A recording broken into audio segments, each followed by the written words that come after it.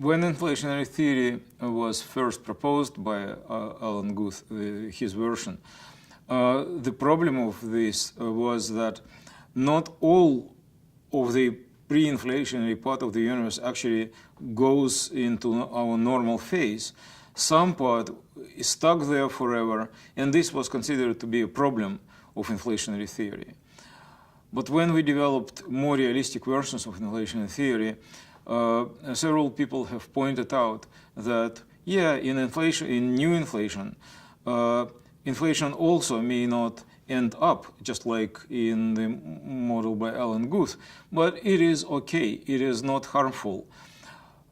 And then for me, the main step which changed my own understanding of the universe was that when I found the same regime in the theory of chaotic inflation. Chaotic inflation is a theory which is based on a much simpler shape of potential energy, which does not require any thermal conditions in the beginning, any phase transitions, any supercooling, anything.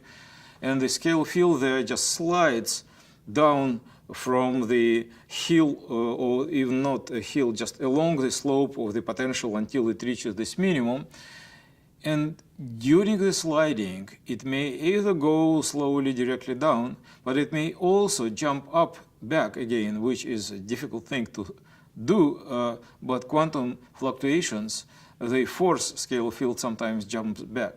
And this is a very improbable process, but in some parts of the universe this process happens. When it occurs, then the scalar field jump back, you come to a state with larger energy, you may jump further back, even higher energy. As a result of this series of these jumps, you produce new parts of inflationary universe. So you have one original part where inflation is over, and then you produce new parts where inflation just begin, and then in these parts, when inflation continue, most of the points in this produced space go down, inflation is over there, but in some parts still we experience new fluctuations, and as a result, expansion of the universe continues and continues and continues.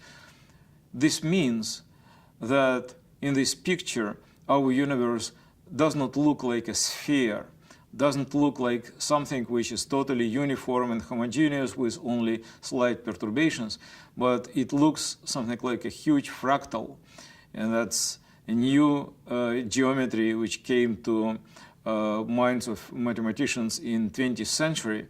So apparently this idea of the universe being eternally existing, self-reproducing fractal is a very fruitful idea when we studied and investigate inflationary cosmology.